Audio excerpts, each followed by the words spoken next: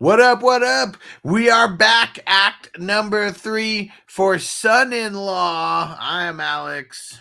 Hey, I'm Bogey. Last time on Silver Screen Breakdowns. We have Rebecca and Crawl. They made it all the way back to South Dakota. Travis is going to propose, but Crawl throws a monkey wrench into his plan, and he tells everybody that he proposed to her a couple weeks ago, and she said yes.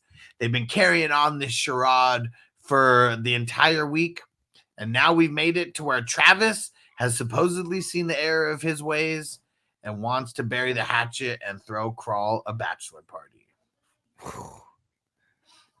You know that it's going to be all bad right from the beginning because the last scene that we saw was him ripping the feathers off of the turkey and then the turkey flying around everywhere. And then it cuts right to him just drinking at the bar, just guzzling a brew, all the way. And, they're pushing the cup, make it go, go, go, go, go. And then Travis, you see him hand Theo something. You can kind of tell that it's a pill bottle because of the top of it. You could just see that it's white. And then he has another beer like over to the side, and Theo drops some pills into that beer. And yeah, Travis is making it seem like he's super cool, with Crawl, but he's a scumbag, man. They drugged his ass. And then he goes and starts to sing because he loves some John Denver now because he's trying to be a country boy. Thank God I'm a country boy. And that's when Kelly Kapowski comes out. You guys ready for some real entertainment?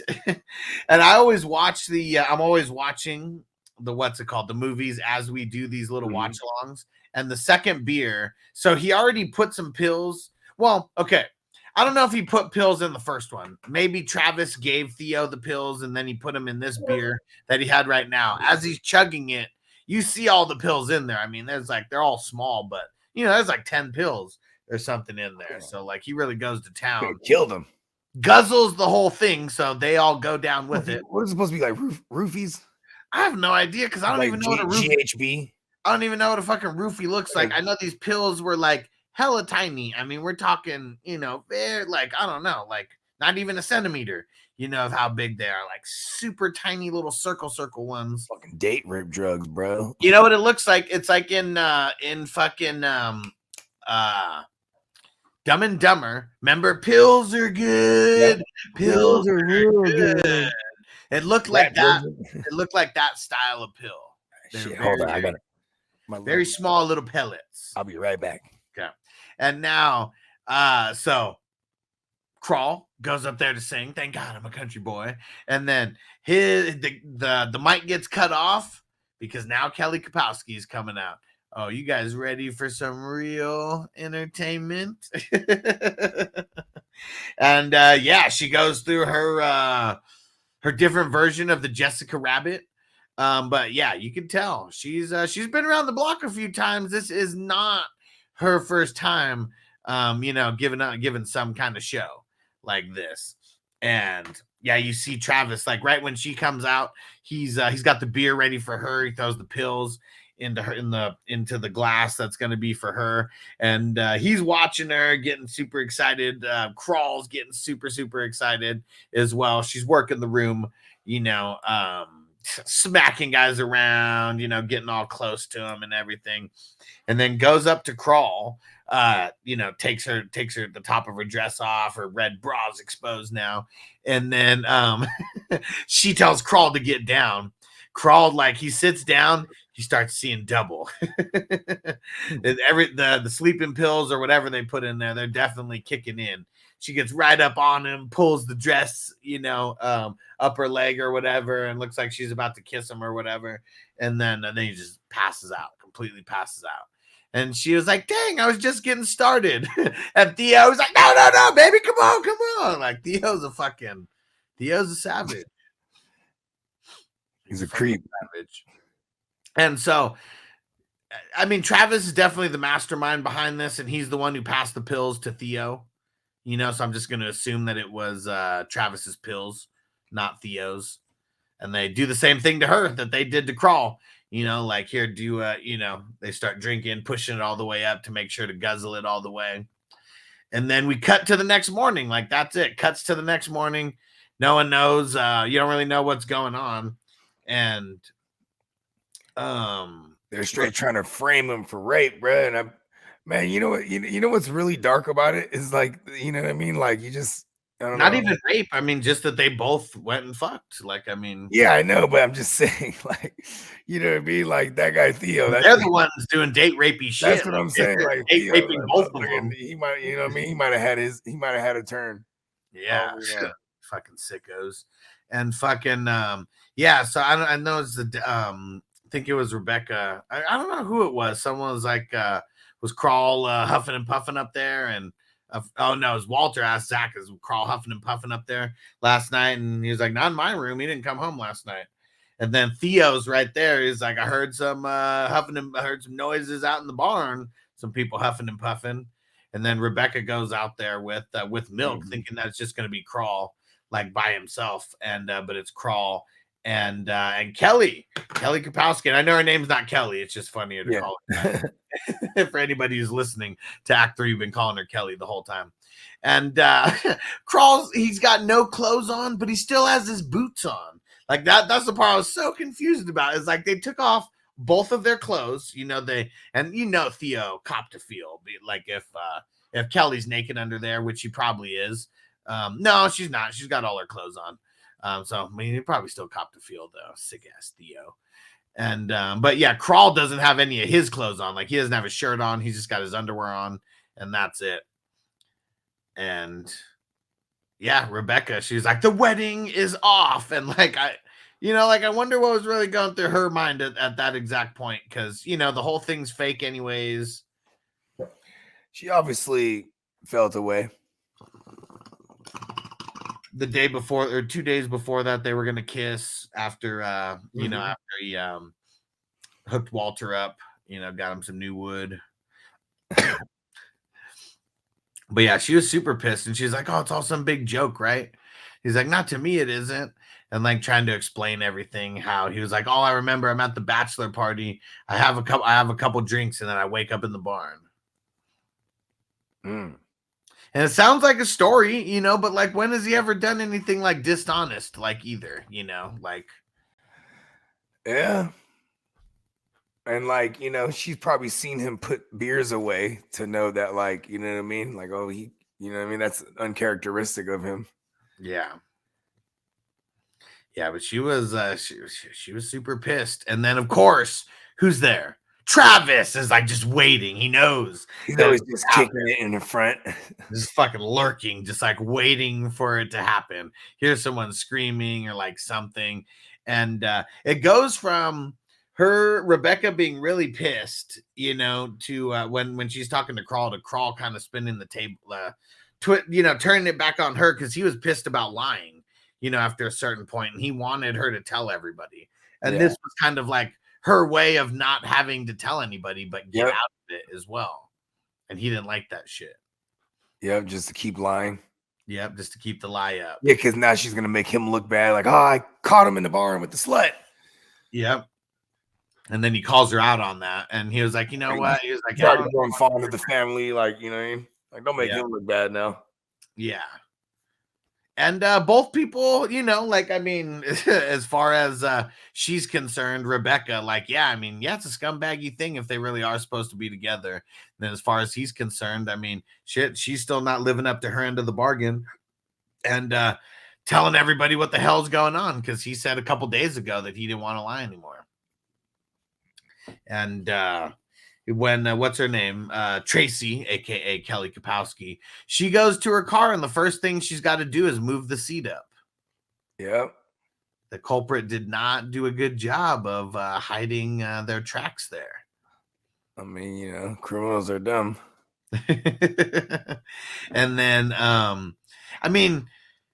Travis is like a psychopath, right?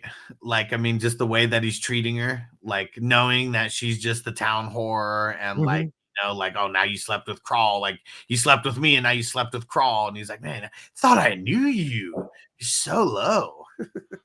Like, man, what a piece of shit. Sociopath. Yeah. What a piece of shit. I mean, someone who's casually willing to just drug someone, bro. Like, you know what I mean?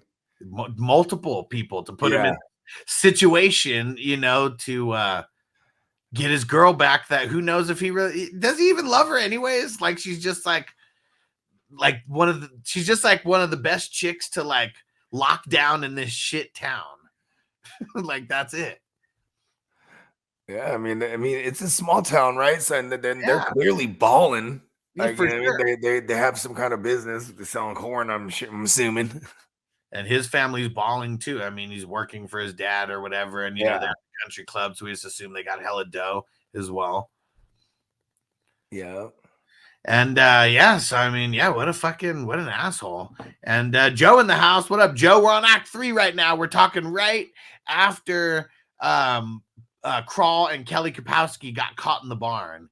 And Travis is like right there, just like rolls up when all this shit's happening. And Kelly bounces. Zack Crawl's giving the goodbye to Zack, and getting all his shit together. And then it's funny. It's like he's just out on the road, like trying to hitchhike, and his sign says Hollywood. So I mean, that's why it's like, and I know Venice Beach and wherever they are, it's like, it's far away from Hollywood. Like if you're just like driving there, maybe it's like an hour away or whatever. But it's like if you're from nowhere else and you say California, 9 times out of 10 people will think you know what I mean? Yeah, if you say LA, you might as well think Hollywood, right? It's one is the same like other people. Yeah, like tell the people that don't know stuff. Like like whenever I'll be like, oh, I'm from San Jose, they say, where? Oh, the Bay. Like, oh, San Francisco? Like, no, south of San Francisco. Like, then I'll be like, oh, San Jose Sharks. Oh. Especially white people. White people from all over the world don't know because of the Sharks. Oh, okay, the Sharks. Sharks are popular. And so as Kelly's driving away, man, see, like, these guys just weren't made for like a life of crime, right? Because like, so not only did she move the seat up, she knew something was off, that there's no way that she was driving. And then she finds the pill bottle and she's like, looking at it, what the fuck? And throws it down, hooks a fucking, flips a bitch, and then goes and finds Crawl right there. And she tells him to get in. He's like, don't you think we already spent enough time together? She's like, get in. And, she has to break it all down to him. He was like, I just want to remember if I was good or not. He's mad that if he fucked her, he can't remember it. He's like, damn it. Let's just fuck one more time for good measure. Exactly. And then we get the big climax scene, Thanksgiving now. Travis has been invited, to dinner, and now he's sitting at the head of the table, and opposite of Walter now. And then he's gonna go propose again. It's just like, he's gotta he can't let time go, because like the more time that she has with herself, the more she's gonna realize he's not the guy. He's got to try to lock it down. You gotta get in her right now when she's vulnerable. Yep. And who knows what was about to happen? Like, because even the look on her face still was about to be a no. Like, and then Crawl comes back in. Don't even think about it, Becca. Mm-hmm. And Travis is pissed. He like starts taking off his watch. About to take this guy outside, Mr. Warner. He's like, he got him once. Like now he's just like a punk to him. Like, but then Tracy comes in. Walter says, no, let's hear it out, Crawl. Finally calls him Crawl for the first time. Yeah. And Tracy breaks it all down. Like I couldn't even, like my feet couldn't even reach the pedals. I found these pills and everything. And throws it all out there. He didn't bone her. So you guys didn't bone. And Travis is fucked. Theo pretty much rats him out. He was like, someone awfully big might have been driving there, Hoss? And they ask him, and he admits it. Gee whiz, Walter's just supposed to be a joke. Fucking rapist. Yeah, it's a big joke. Like so much shit was about to get fucked up. And you drugged 2 people, and it's supposed to be a joke. Motherfucker. And you see Travis right when he's about to spill the beans. Don't do it. He does it though. And oh yeah, the grandpa though, he got in his little 2 cents. You know what, Travis? It really tweaks my melon here to see a buff bro like Crawl getting wheezed on by a scumbag like you. That was the part right there. Yep. And yeah, see, everybody, like, they wanted to think the worst of Crawl. You know, they really did. And yeah, I think they realize he's really a good guy. Like, he's only been positive to everybody. He's only trying to do things to like help Rebecca this entire time. And then I think he got way more respect when she was like, "You just get out, Travis." He's like, "You can't talk to me like that." And he's like, "No, but I can." Bow, bow, and then boom, knee like right to the nuts or stomach or one both. Who knows? Majored in karate for 2 semesters. Right? Motherfucking drugged them, all this shit, bro. He's like, fuck this guy. Finally got back at him. 2-piece. And seeing he was keeping it and seeing like that's what was cool about it also is because like if he majored in karate for 2 semesters, at least what they were leading to believe on right there is he's got a little bit of skills. He may not be Bruce Lee, but he's probably got enough skills, you know, to where he can hold his own. And but he just never really wanted to fight, right? Because he's like a hippie. So like when he punched him in the face, like he didn't want to fight then. The time after that, when he offered to do the bachelor party when he first saw him, like, "Oh no, don't do it." I mean, I think you've had enough when you're gonna drug this motherfucker. Yeah. And this broad and try to frame me. Yeah, literally was about to like ruin everything. No matter what was gonna happen, he just knew that that was not his fault, you know, and he had no idea what happened. And Rebecca was actually gonna do it right after that. She was gonna come clean, but I think Crawl was like so happy with the way that like her family like just like accepted him right there that he took all the pressure off her. He's like, "We're never really sure about the wedding date, so we're just gonna put things on hold for a little bit and see how things develop." Yeah, he threw her solid. He did her solid right there. Yep. And I think that just, you know, like just again, like he wanted her to tell the truth, but like he still didn't want to put her in the place to like, you know, be embarrassed or like or anything. He was just like he's just playing the hero. Yeah, good dude. Yeah. And this is my favorite Pauly Shore movie. This will, I think Encino Man, I definitely like it more, but this is a Pauly Shore movie right here. Like this is where he's the star, you know what I mean? For sure. Yeah. I mean, he's like, you know, he's an added character in Encino Man, and he probably deserved way more screen time than what he got. And I mean, shit, he was the dude in there. Everybody lived in there, even the Mexican gangsters. Yep. Oh yeah. He's the greasiest vato you've ever seen. Yeah. Buddy. Pauly Shore, he's the man, plays the hero again, and like that's why this is like one of the best Thanksgiving movie ever. You know, like I don't really know that many Thanksgiving specific, you know, themed movies. Grub on some. What are you saying? We're gonna munch on some grindage. That's hella funny. And that was it. It was like, yeah, slowly but surely he won everybody over. And that was him really winning over the dad because he never won over the dad before that. You know, like he kind of did. And the dad, you know, the dad thought it was some bullshit too. Where he was like, all right, let's hear him out, Crawl. You know what I mean? Yeah. Like, go ahead, Crawl. Like, you know what I mean? At that point, he was probably like devastated, like, this can't be true. And probably felt weird that like, you know, like they've been going out for like 5 years, right? So like shit, I mean, all of high school, like maybe even a year before that or whatever. And like they probably had this like preconceived notion about Travis the whole time. Oh yeah, he's this good, wholesome kid, you know, just like wants to take care of our daughter. His parents have money, he's got a good job, he can take care of them. He's really a fucking scumbag the whole time. But still though, even like when he first proposed to her, right? Yeah, they were about it. The parents? Yeah, they were like smiling and clapping and like, aww. And like even the grandpa, like he gave this little look like, meh, all right. And then he starts clapping, you know, like he was okay with it. Well, I mean, she's like the baby girl. You know what I mean? So I mean, the only girl in their family, the only baby, you know, only girl in their family for the kids.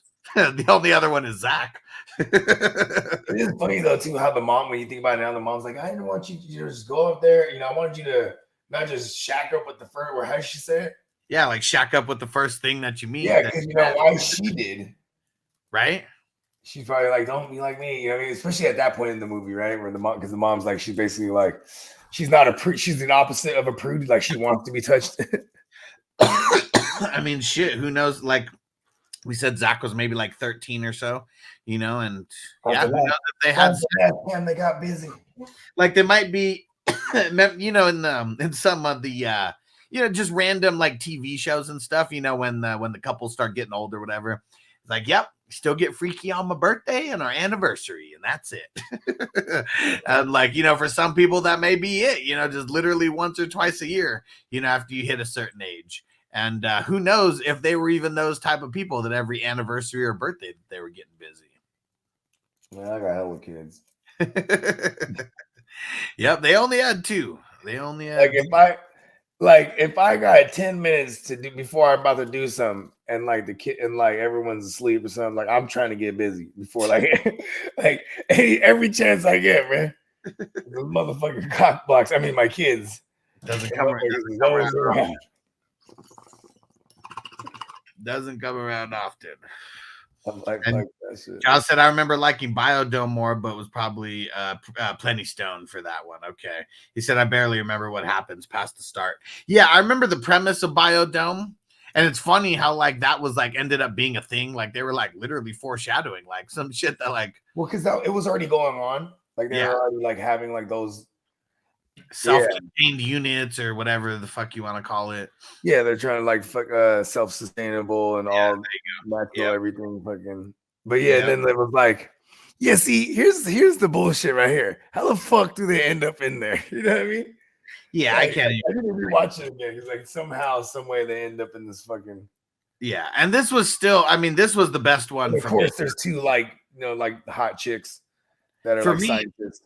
For me, it was Encino Man, Son-in-Law, and In the Army Now. So all the Disney ones that he did were the ones that I liked. I never sat. I'm pretty sure I sat through In the Army Now, but I don't remember that one. Like, I mean, it's classic. It's classic Pauly Shore.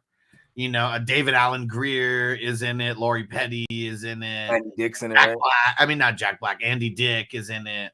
And him and Andy Dick apparently, they had a couple movies they're set to do together in the 90s, but I guess that's the only one that panned out.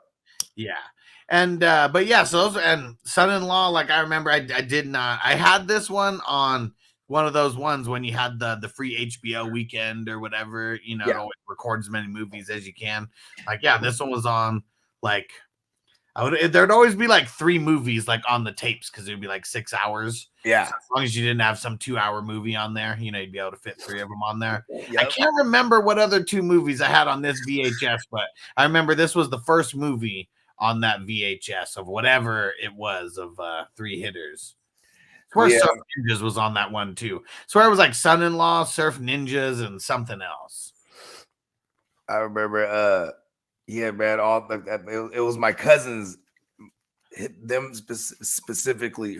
They just had like bookshelves of all the VHSs, and they had the journal, and they had basically the index. You know what I mean? And all the things had stickers and fucking numbers. You know what I mean?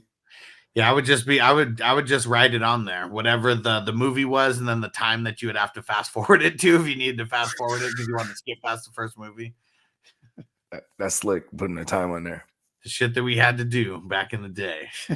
Had the timestamps on the fucking VHS. That shit was super dope though, because like you would have like, I would have the whole fucking, what is it called? I had all the Ninja Turtles on one joint, 1 through 3. Yeah.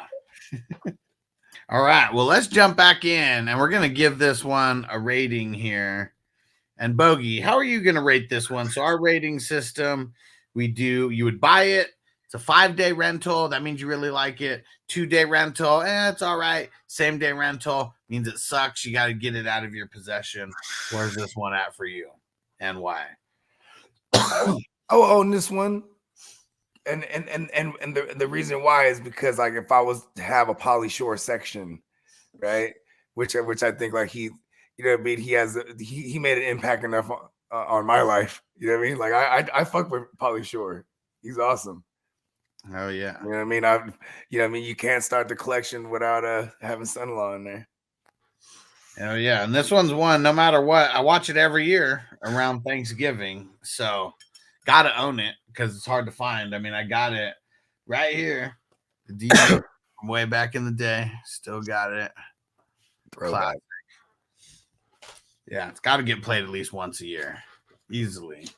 And it's for Pauly Shore. It's funny, like that little clip that Bogey sent me and that I saw. It was like he loves that. He loves this time because it's. He's back in the swing of things. It's a Thanksgiving movie, so every Thanksgiving it's gonna get talked about. Yeah, and at 55 years old too, and like whenever you see him in interviews, he always looks back on this time of his life as like his, you know what I mean, as these are the fond memories. You know what I mean?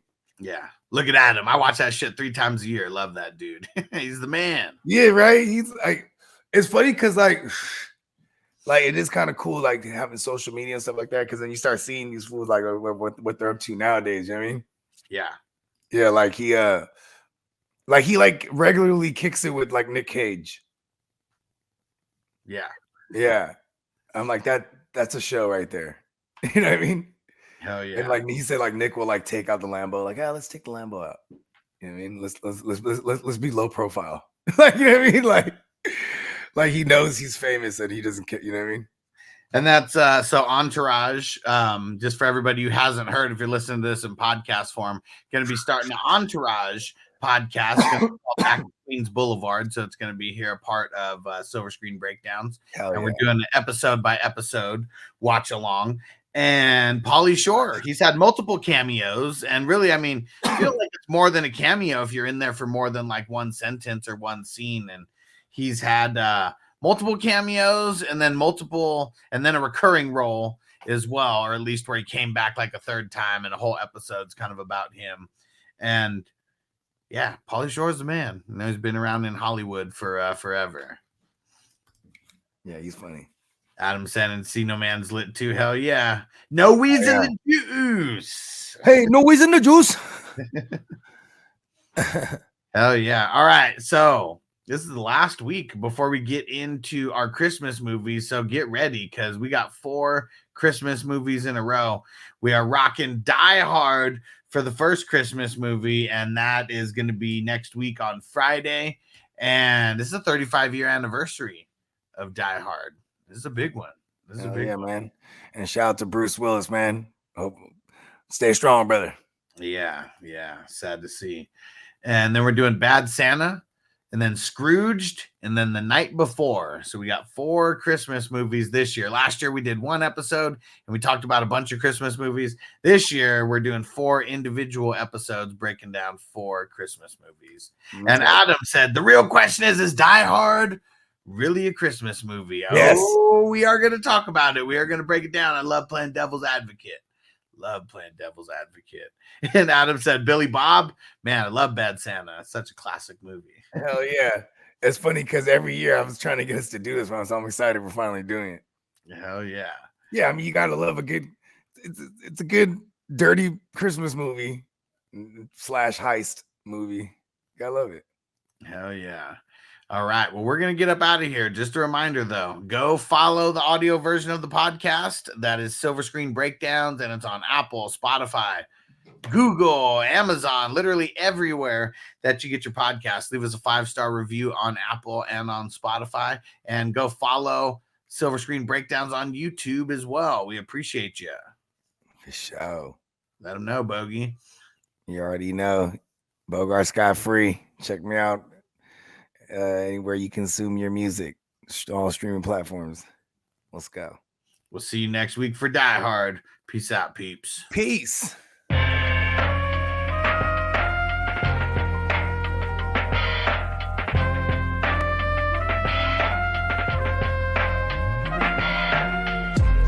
Silver screen, motion picture shit. This ain't a dream, we really lit this shit. Don't intervene, yo, we with this shit. That's where the most high, we the most lit.